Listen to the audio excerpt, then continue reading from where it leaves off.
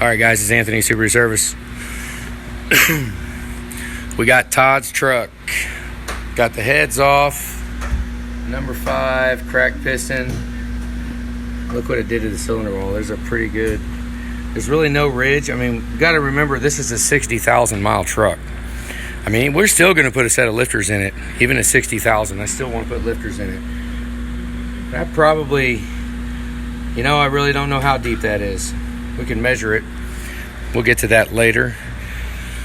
Yeah, so cracked piston, not real too bad of gouges. It'll probably clean up fine. I'm sure it'll clean up to at least 20. Front cover looks pretty good. There's a little bit of cavitation going right there, but that's, I mean, it looks good. That's pretty nice. You can see the cylinder here where it was kind of washed out. Just, you know, oil was basically going all over the place on it, cleaning it out. Crankcase pressure as the pistons on the intake stroke. Plus all the blow-by getting blown back in. Yeah. We got a couple of things here. He did have the coolers off, but he also, remember the video, cheap EGR delete? His was leaking. He had a block-off plate right here. So it was leaking. Let's look at this alternator here. This is factory alternator, listen.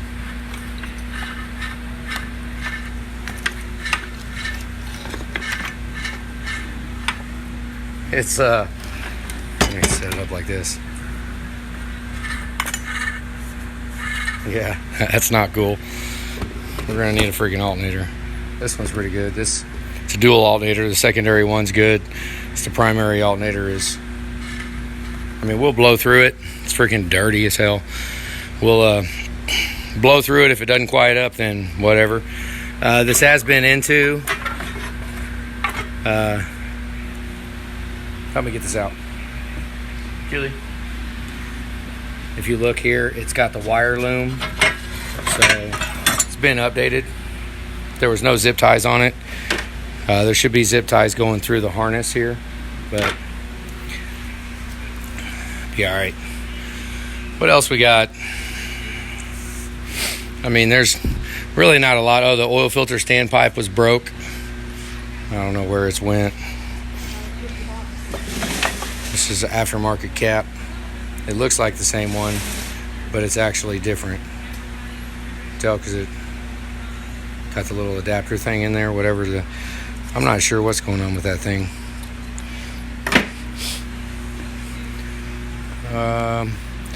Really not much else that really is concerning. We need to decide if you want a coolant pump. Of course, it's wet from... I don't think that's from it leaking. Probably from just getting it apart. I don't know. Your thoughts, guys? What do you think? I don't know.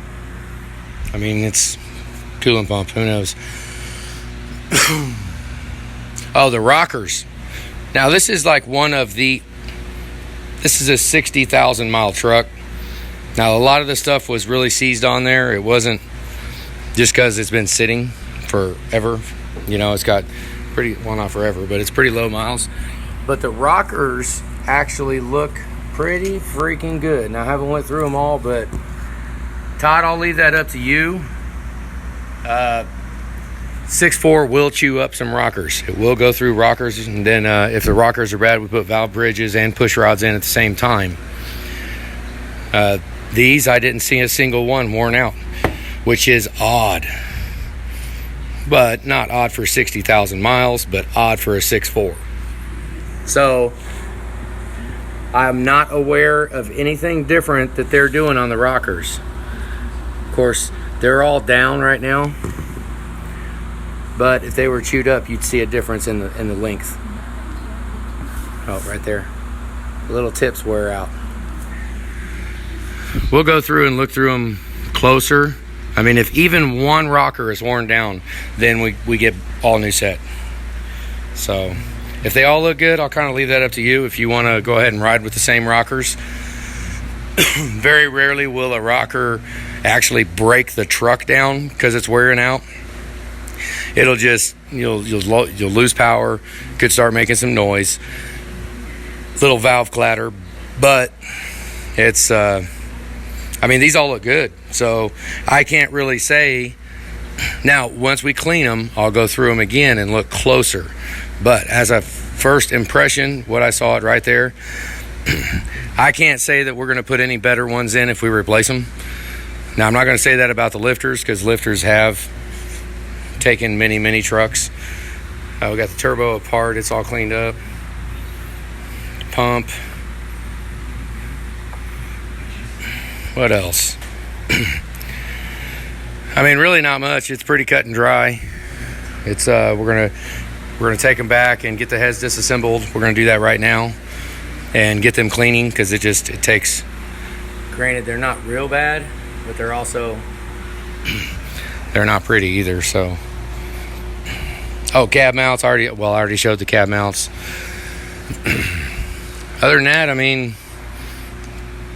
really not much. Not much to. The thermostats did look good, but I would probably, for no more than what they are, and since they're out of the truck right now, not a bad thing. Go ahead and replace the thermostats.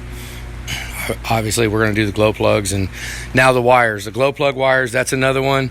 I'll leave that up to you. I mean, these look freaking good. Now, if we don't replace them and one of them damn things starts leaking a little bit, I mean, that's, I mean, it is what it is. But if you want to replace them, we can definitely put them in. It's I know I just it looks like it's just thrown on the table, but it's not. It's set on there carefully. So we just have to pick up one piece. Just pick up one piece at a time when we go to the ultrasonic and clean them out. They're not it looks absolutely just thrown about on there, but they're not bad. It's fine. Just as long as whoever takes it off, is aware, hey, don't grab from the bottom. Pick up the top piece. And I kind of hate having it all messed up like that, but whenever we have an engine harness, I don't like messing around with an engine harness. I want to set it down nice and carefully. I mean, really not much more surprises. I don't know. We're going to see how well we can clean the exhaust manifolds, clean them up. Granted, we went ahead and put the push tubes in. We got everything labeled so we can put the rockers and push tubes back in the original location. If we don't reuse them, or if we replace any part of it, that's when it really doesn't matter. Like, say we're doing rockers. If we're going to put all new rockers, the valve bridges are a tough one, because where the stem sits on the bridge. If you guys are following me here, I know I'm walking around here. I don't really want to set that. Let me set it up carefully. Yep. Now the wear item is right on top of the stem, right there. That's where the valve bridge sits. So in a perfect world, now it depends on what these stem heights are. In a perfect world, if you reset and you even take 1,000th off, even less than 1,000, even if you just touch off on it, on the stems, that eliminates any wear pattern of kind of worrying about putting things back in the original location. But we always err towards the side of, what the hell is this cat doing? Err towards the side of putting things back where they were. I don't know, I kind of got off a little rant there, but whatever. It's if we reset everything, it doesn't matter where you put stuff, but you have to reset it. Like say we put new valve bridges. In a perfect world, you put new lifters, new push rods, new rockers, new valve bridges, and you grind the stems. That eliminates any wear pattern on anything that they're, at all. So, but it doesn't really matter. We still go for putting everything back. I don't know, a little worthless freaking information there. Whatever. Really don't have, injectors. Okay, we got a crack number 5. 2, 5, and 8 are always the hot cylinders. You got a cracked piston, you can almost take it to the freaking bank. It's either 2, 5, or 8. Why? Who freaking knows? Now, with a cracked piston, one thing to at least think about would be a nozzle. Because whether the nozzle spray pattern is a little irregular, causing a hot spot on the piston. Now that's negotiable, who knows, but I can tell you, if this was mine, I would at least put a set of nozzles in it, just stock size nozzles. That gets a reset on all of them. I mean, well, bare minimum we should put a nozzle, and I buy them from River City, but put a nozzle on number 5. But then how much sense does that make to just do one? You might as well refresh all of them. These are actually pretty resilient injectors. They're pretty good. They don't go bad that often. So, you know, I mean, I wouldn't, if it was mine, I absolutely would put, well, I would put a set of nozzles on it. I don't know how much they are, like $500-600 or something for a full set of nozzles. It's a couple thousand for a set of injectors. Yeah, so a nozzle. What do we got back here? Oh, your tank has been leaking, and it was still full. So you can see, I think we got it dried up. We actually emptied out your tank, and I've got a bunch of fuel in this tank here in the barrel.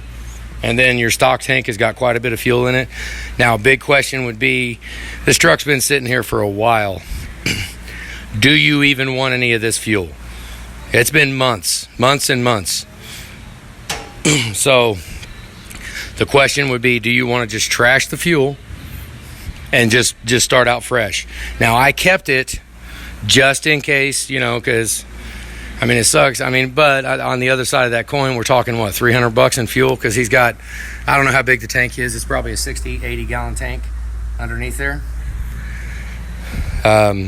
So I'm sure we lost a little bit, but the stock tank should be almost full, and that barrel has got quite a bit in it.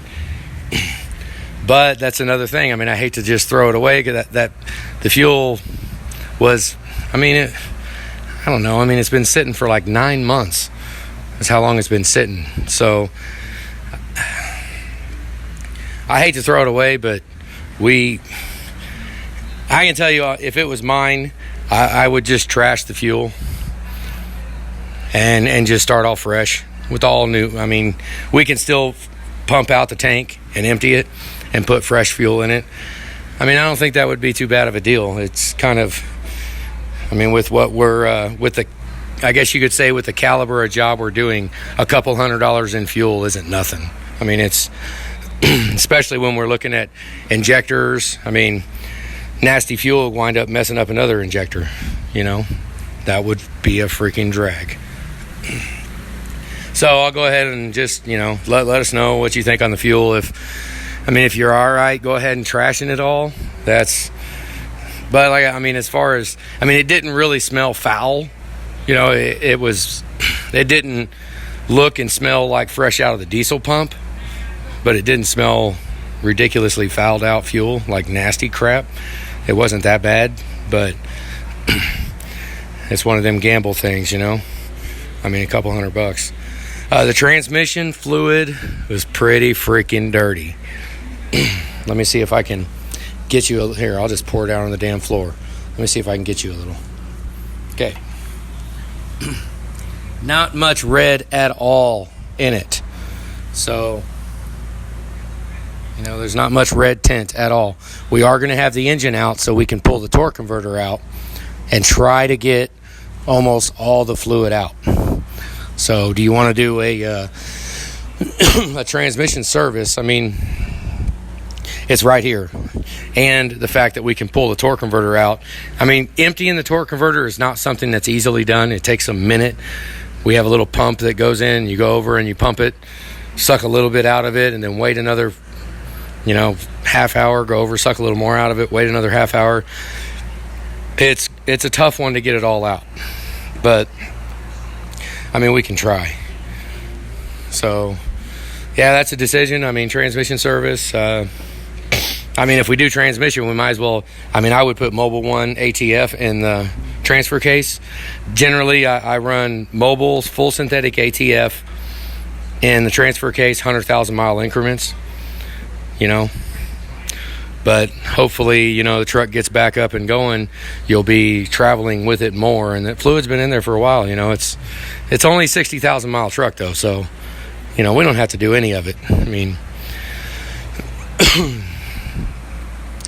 oh, the fuel pump was freaking horrible. We'll see how clean they was working on it today. Fuel pump was pretty nasty. There's the crap that was in it. That was in the water separator right down here. So we always take them all the way apart. I mean, we'll see how the O-ring is. I don't even know where the ball valve, right here.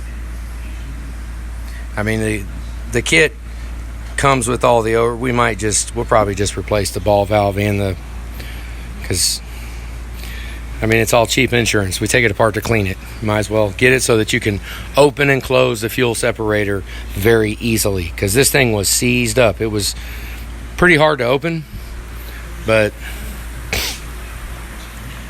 what else we got? We got some of the parts going right now. Alternator bracket. We're just plugging away, trying to get stuff ready. Probably be yanking the engine pretty quick, and now if we don't balance, then we'll just get some Max Force ceramic coated, which we will ceramic coat it. We ship it off to have it ceramic coated, and we buy the pistons. So I don't know, here it is. It's really under the knife now. So next video, I don't know, probably be boring the block out. If it cleans up good, it should clean up pretty good. I didn't feel a bad ridge, but I've been surprised before. All it takes is one little spot in a block, one little spot in the cylinder, because it's got to clean completely up. It has to be perfect. And let's just we'll find out. We'll see. And we're going to yank the lifters out. We'll see those too. Hopefully all that's good. I'm sure it is, but we might as well put a set in it. Other than that, all right, guys, just a quick video. Holy crap, 17 minutes long. Todd's truck, he's up, he's going. All right, have a good day, guys.